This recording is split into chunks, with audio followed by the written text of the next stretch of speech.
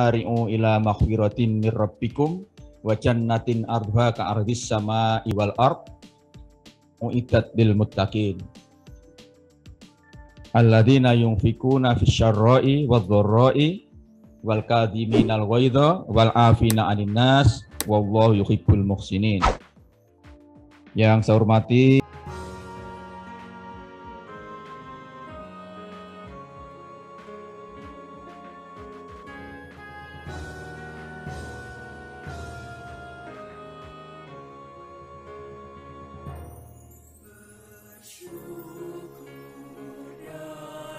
Rektor Universitas Islam Insan Cita ya, Universitas Insan Cita Indonesia, yang saya banggakan Bapak Profesor Dr. Laudi Masihu Kamaludin, Ketua Harian Presidium Majelis Nasional KAHMI, Dr. Ahmad Doli Kurnia, senior KAHMI, yang saya muliakan, saya banggakan Bapak Dr. Insinyur Akbar Tanjung, Bapak Dr. Haji Muhammad Yusuf Kalla, Bapak Menko Polhukam, Profesor Dr. Mahfud MD, dan Ibu Profesor Dr. Siti Zuhroh, serta para senior yang lain yang tidak bisa saya sebut satu persatu, para pengurus Himpunan Mahasiswa Islam seluruh Indonesia yang hadir, dan juga pengurus KAHMI se-Indonesia yang hadir, yang saya muliakan, dan adik sekalian yang berbahagia. Puji dan syukur kita panjatkan kehadirat Allah SWT.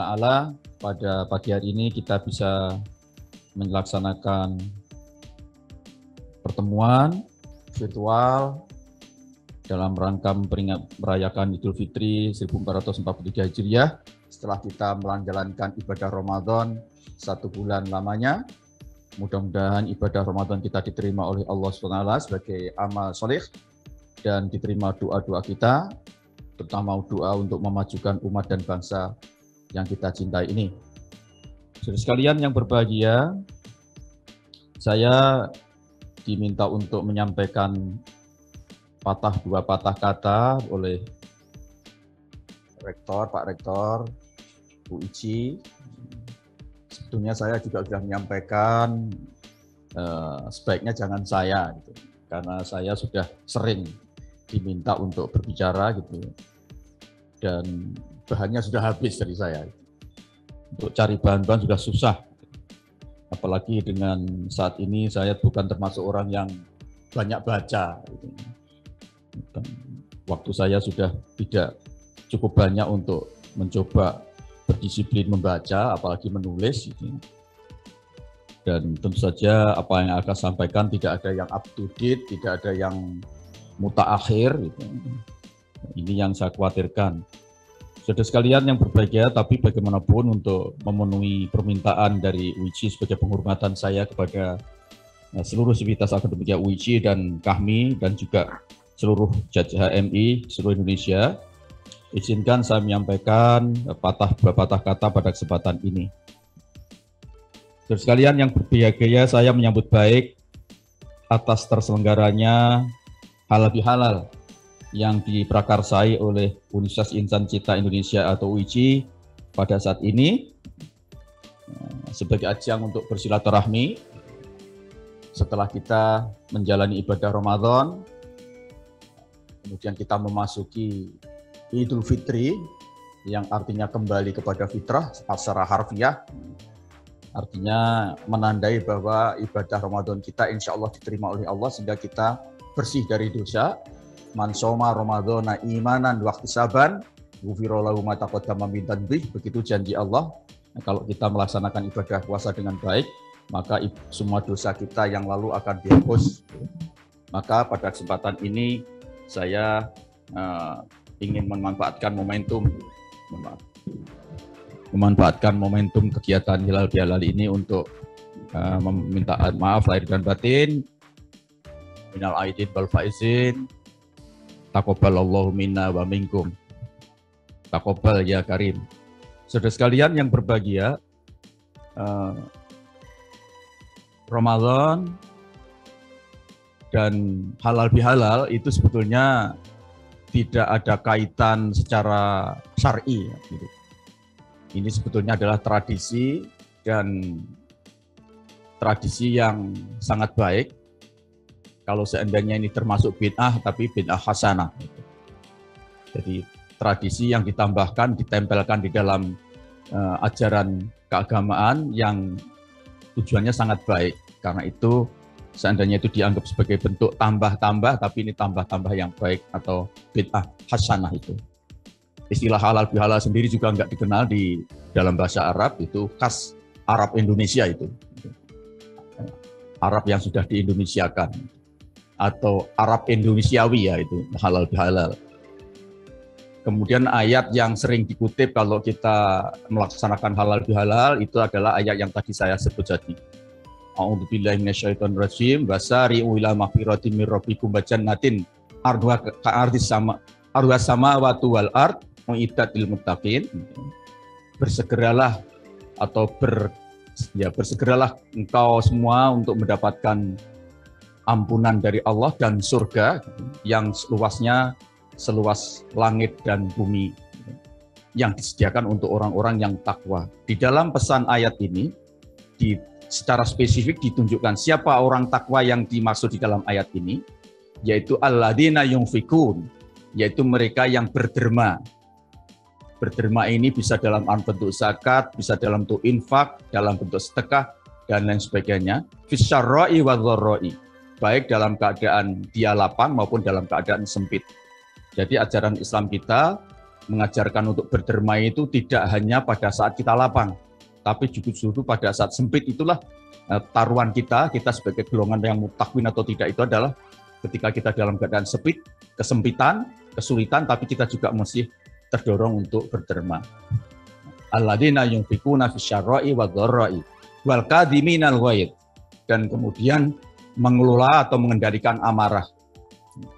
Wal afina aninnas, dan memaafkan sesama manusia. Lah inilah saling memaafkan, inilah yang dipakai dasar. Wal afina aninnas inilah yang sering dikutip oleh para dai, para mubalik yang beri ceramah halal bihalal biasanya bersumber dari ayat ini untuk dijadikan acuan pentingnya kita saling memaafkan. Saudara sekalian yang berbahagia, kita tahu bahwa uiji ini baru seumur jagung, masih tumbuh dalam kita. Saya tidak perlu melanjutkan tadi ayat Al-Quran tadi, saya kira semuanya sudah sangat menguasai. Walaupun ayat ini tadi saya singgung nggak ada konteksnya dengan halal bihalal, karena kalau kita baca ayat sebelumnya, ini sebetulnya kaitannya dengan masalah utang piutang ya. Yaitu ya ayyuhalladzina amanu la ta'kulu riba ad'afan mudha'afan. La ta'kulu riba ad'afan mudha'afatan. Orang-orang beriman, janganlah engkau memakan riba yang berlipat ganda.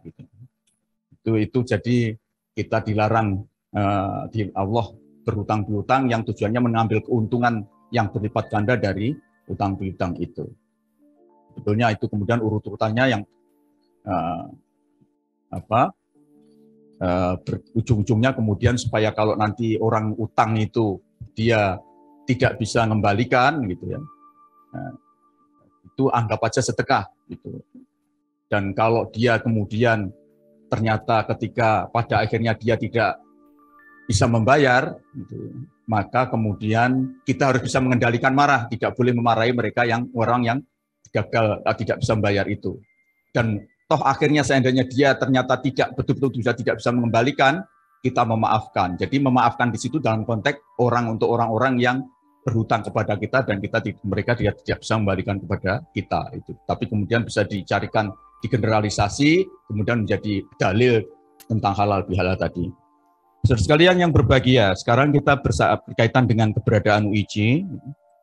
Kita tahu bahwa Bapak Presiden Joko Widodo pada waktu meresmikan UIJ ini memberikan pesan bahwa tantangan besar bagi UIJ adalah untuk bagaimana terus bergerak maju, menghasilkan sumber daya manusia yang berkualitas di abad digital ini. Saya kira apa yang platform atau jalur yang dipilih oleh UIJ itu sudah menunjukkan bahwa UIJ ini bangkit berdiri menantang zaman. gitu. Menantang zaman, yaitu di mana pada saat momentum bersamaan dengan apa yang kita sebut dengan era revolusi industri 4.0. Dan era industri 4.0 ini yang menjadi tulang punggungnya adalah digitalisasi di semua lini. Dan kalau kita tahu bahwa sebetulnya kalau kita susuri dari sejarah, ini bukan hal yang baru, karena justru sumber dari kebangkitan digital era 4.0 pada tahun 2000-an ini sebetulnya adalah bersumber dari teori yang muncul sekitar tahun 1500-an yang lalu. Bukan, 1200-an yang lalu. 1200 yang lalu yang ditemukan oleh seorang ahli matematik, yaitu Al-Khawarizmi. Al-Khawarizmi yang menemukan teori aljabar dan juga menemukan teori algoritma yang kemudian karena itu teorinya namanya yang digunakan untuk mengabadikan teori itu. Jadi kalau kita menyebut algoritma atau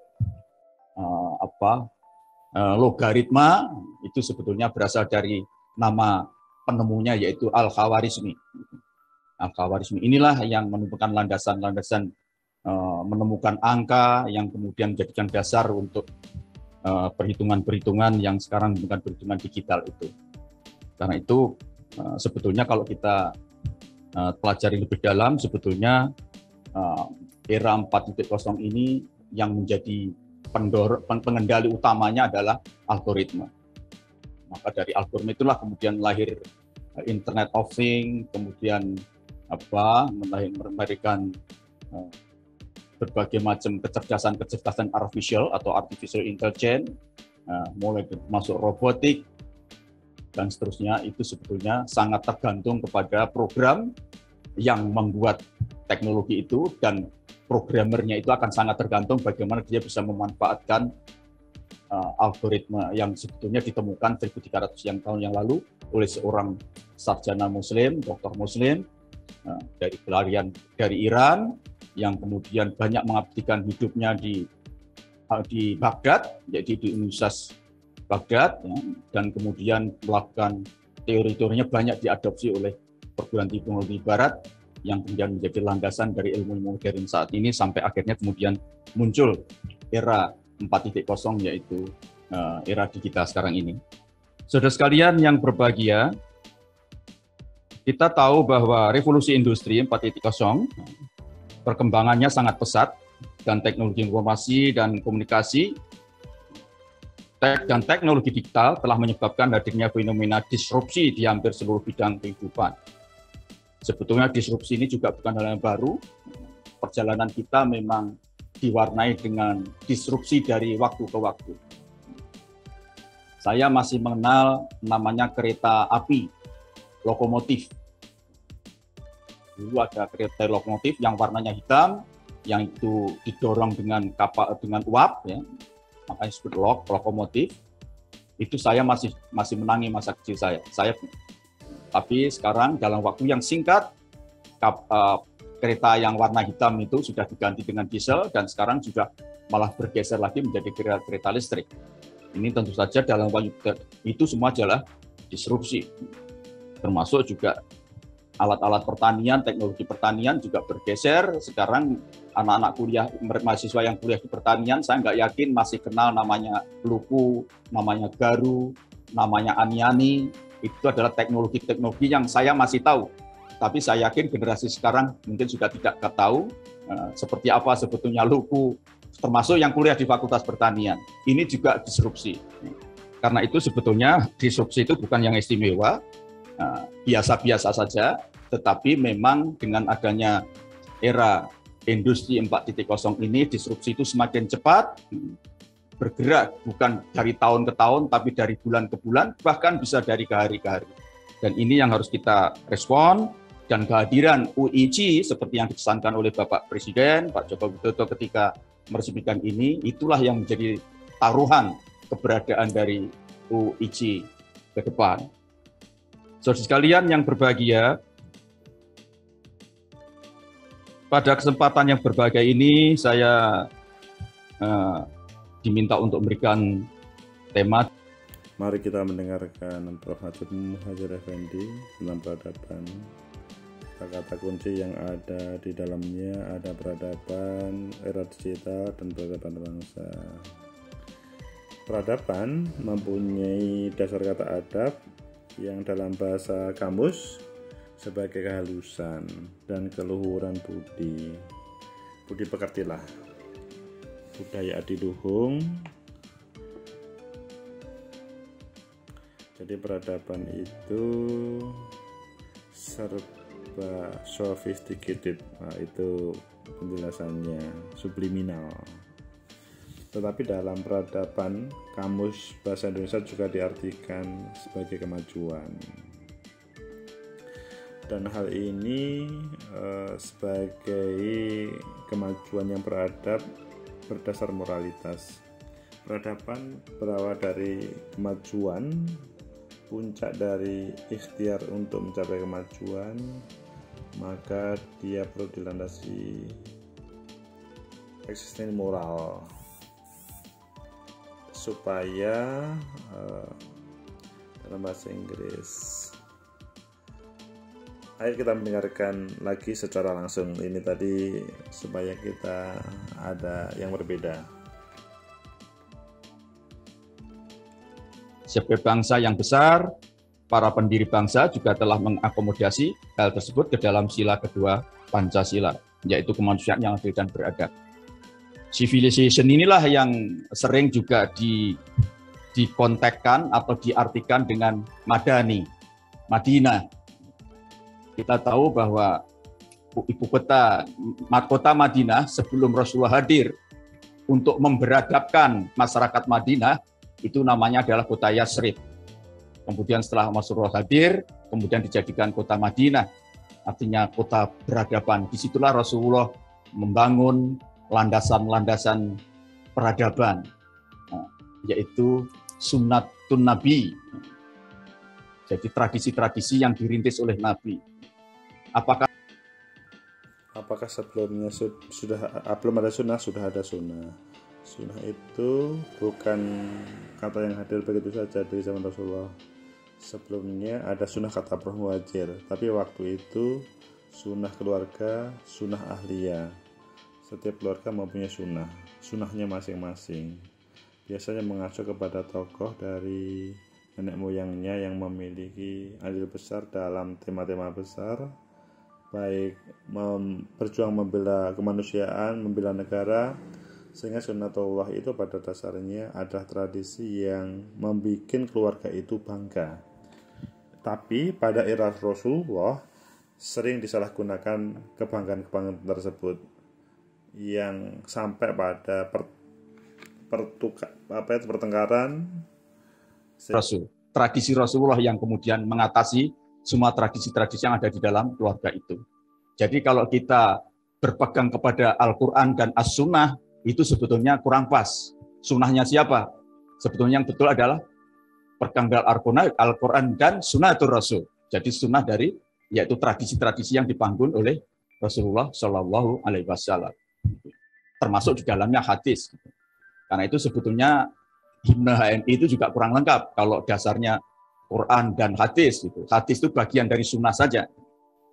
Karena sebetulnya sunnah itu tidak hanya sekedar hadis sabda Rasulullah, tapi menyangkut tindakan Rasulullah, perbuatan perilaku Rasulullah yang harus ditiru, termasuk tindakan orang lain, perbuatan orang lain yang oleh Rasulullah menyetujui. Ya, itu semua sunnah.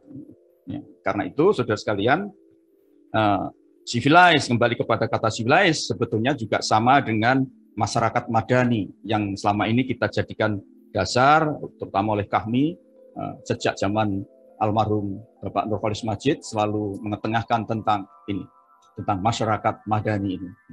Karena itu kemudian juga punya Cak Nur mendirikan namanya Yayasan Para Madinah.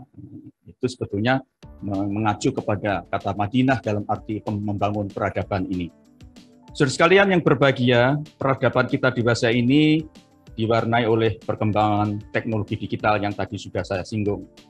Secara kumulatif, jumlah pengguna internet dan telepon pintar di dunia, termasuk Indonesia, semakin meningkat.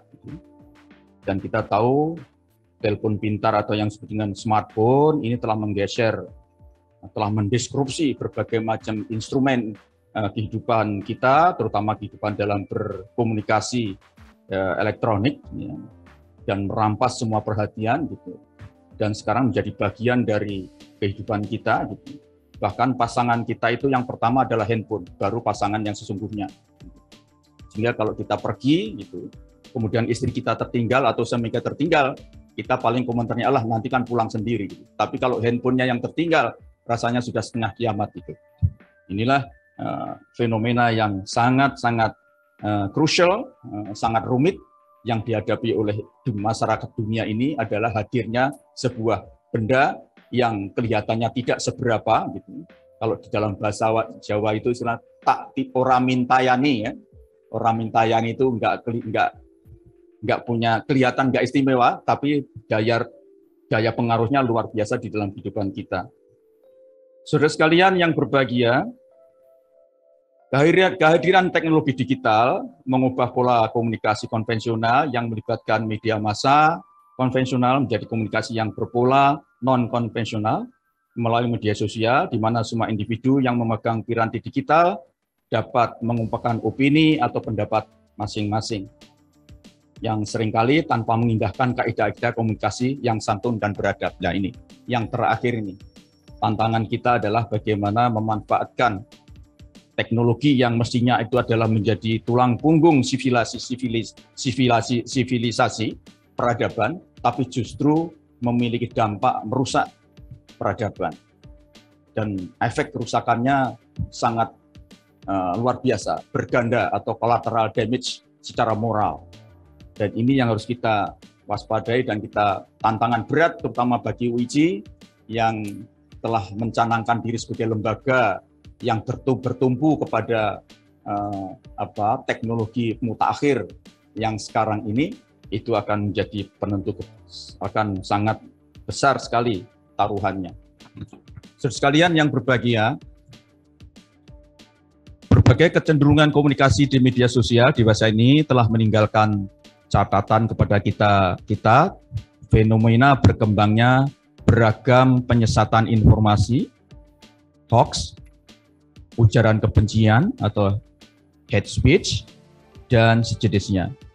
Di abad ini, jagat digital juga banyak dimanfaatkan oleh pihak-pihak yang tidak bertanggung jawab untuk melakukan ragam kejahatan digital, propaganda komputasi yang meninggalkan akses bagi kemunduran kualitas peradaban digital itu sendiri. Berbagai kecenderungan negatif yang dipicu hadirnya media sosial tersebut tentu dapat berdampak pada kemunduran kualitas peradaban kita. Dengan demikian, berkembangnya teknologi digital atau revolusi Industri 4.0 atau TIK belum tentu menjamin bahwa peradaban manusia kini dan ke depan akan semakin berkualitas. Hal ini bisa kita pahami mengingat sebagaimana dicatat oleh Eric Schmidt dan Jared Cohen dalam buku The New Digital Age, Reshaping the Future of People, Nation, and Businesses. Yaitu kebaikan dan kejahatan di zaman digital kita memiliki potensi dan kesempatan yang sama untuk hadir. Dan itu sebetulnya sudah sunatullah antara kejahatan dan kebaikan, antara kebatilan dan kebajikan itu selalu beriringan dan secara kuantitas dan kualitas juga saling mengisi, saling meningkatkan masing-masing, sehingga ketika kita memetik manfaat dari sebuah revolusi, maka pada suatu saat yang sama kita juga harus membayar ongkos dari revolusi itu sendiri. Cuman masalahnya adalah seberapa ongkos yang kita harus bayar dan seberapa manfaat yang bisa kita petik. Tentu saja sebaiknya kita ingin petik sebanyak-banyaknya manfaat dan kita tekan seminim mungkin, sesedikit mungkin mudarat atau unintended consequences dari revolusi yang terjadi itu.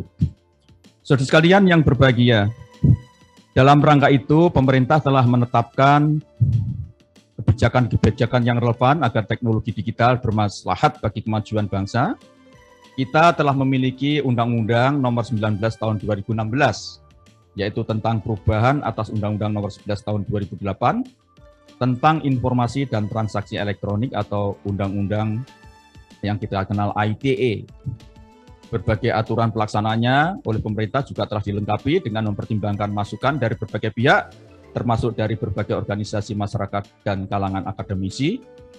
Selain itu, pemerintah dan DPR tengah mempersiapkan perundang-undangan tentang perlindungan data pribadi. Semua itu diharapkan menjadi panduan bagi kita semua sebagai warga negara Indonesia untuk semakin memahami dan memanfaatkan teknologi digital dengan bijak dan terlindungi dari berbagai bentuk kejahatan digital.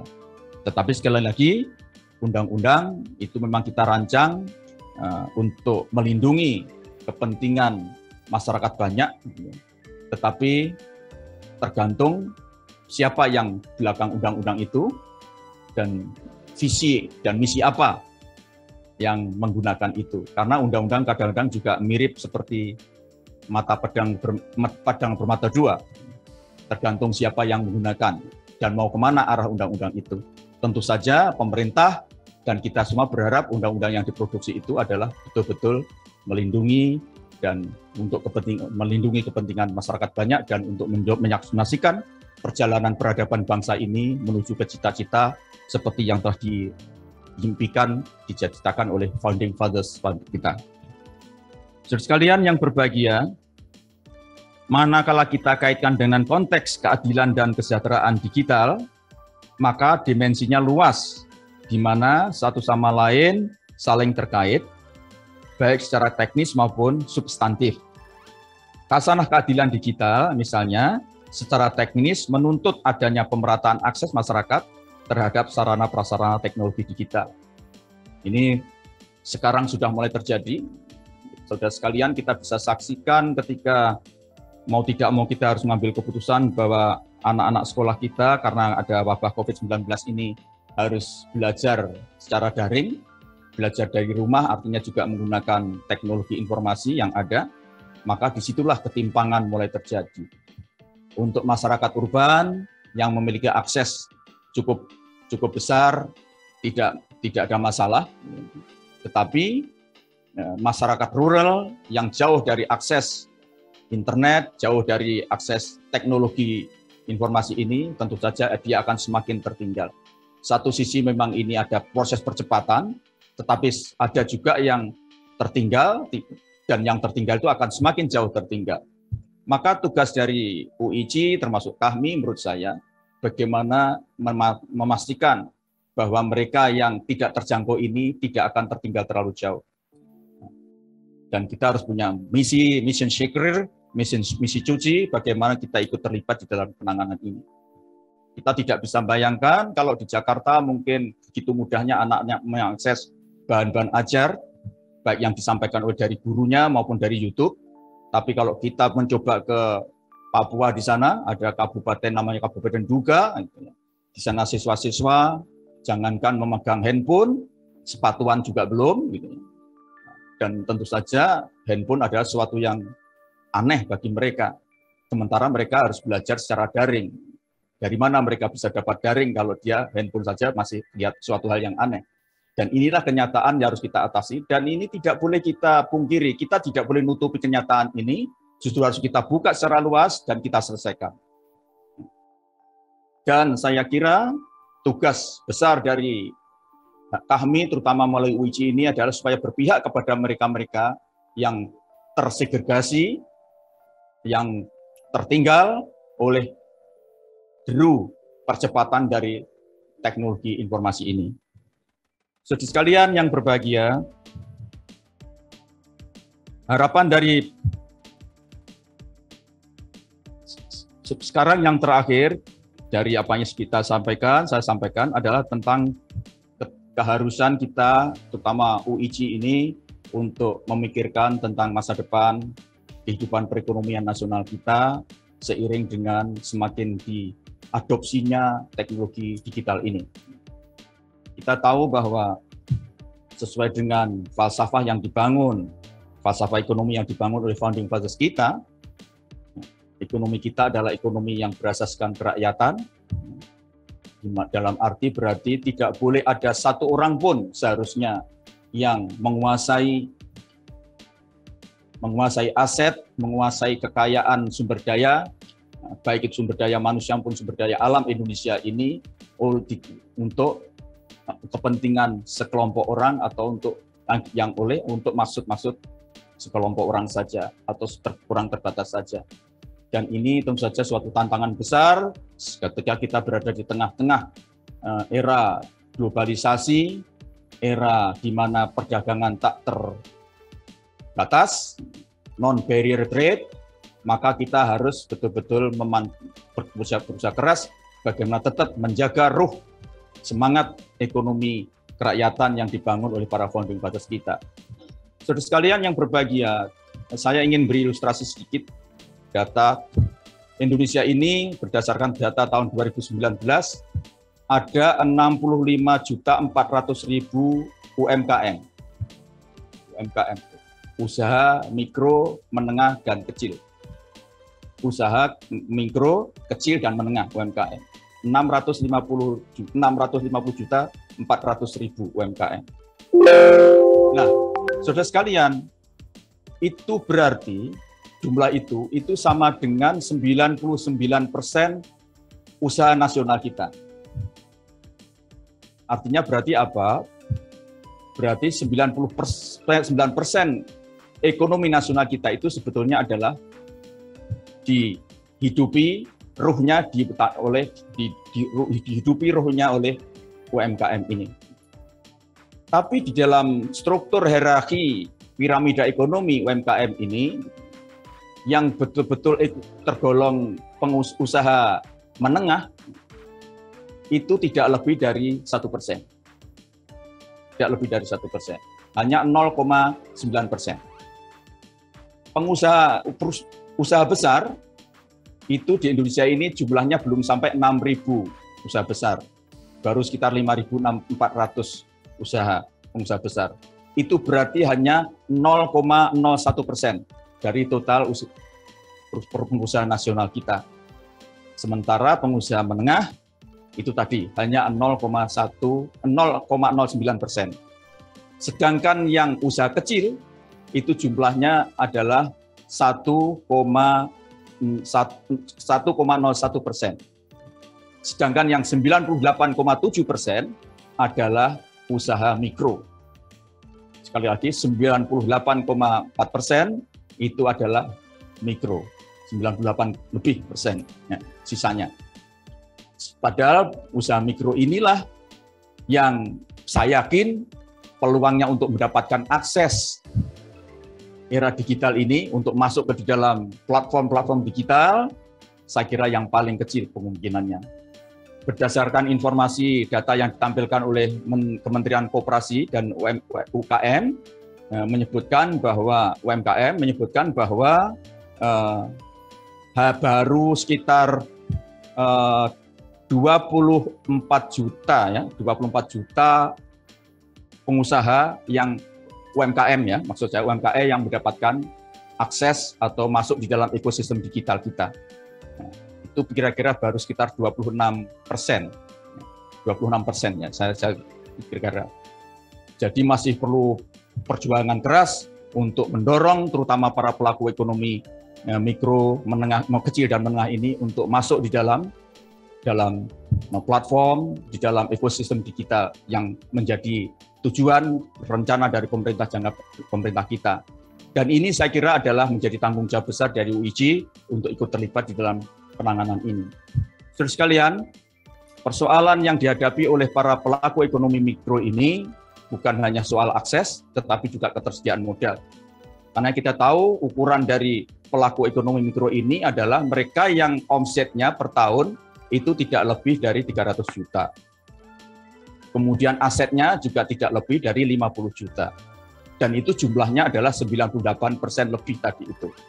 Inilah yang menyebabkan kenapa pertumbuhan ekonomi kita masih harus didorong lebih keras kalau dengan cara yaitu bagaimana memberdayakan UMKM ini terutama mereka yang di kalangan mikro. Kita tahu COVID-19 telah menunjukkan bahwa daya tahan ekonomi kita diperkuat justru karena daya kekuatan dari UMKM ini.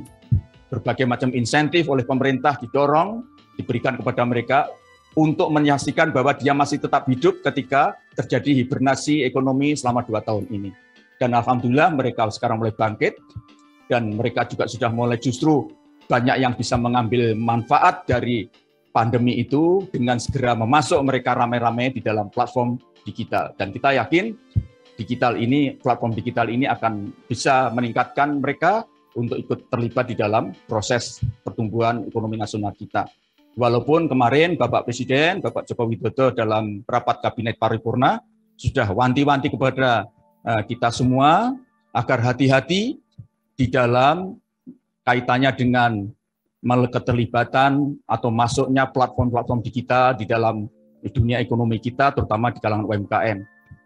Terutama harus diwaspadai, yaitu para pelaku ekonomi besar atau setengah besar dengan platform digital yang dia miliki, kemudian justru melakukan apa yang dilakukan bukan melahirkan suatu aksi generatif yang memberikan manfaat kepada para pelaku usaha ekonomi yang lain, terutama UMKM, tapi justru apa yang dilakukan adalah aksi parasitis, yaitu menghisap apa yang lain dengan cara lain, termasuk dengan aksi mereka bisa bakar-bakar uang dalam rangka untuk menghisap.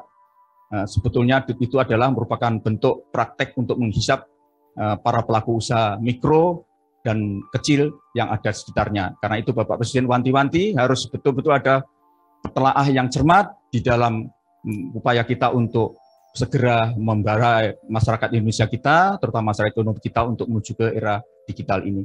Dan ini saya kira pekerjaan besar bagi UIJ untuk melakukan kajian-kajian dan juga terlibat langsung di masyarakat untuk menunjukkan bahwa keberadaan UIJ sebagai kekuatan intelektual yang bernafaskan Islam dan berjiwa kebangsaan, ini betul-betul bisa memberikan sumbangsih yang bermakna untuk masa depan Indonesia yang berperadaban tadi itu. Ya Kusa, Assalamualaikum warahmatullahi wabarakatuh.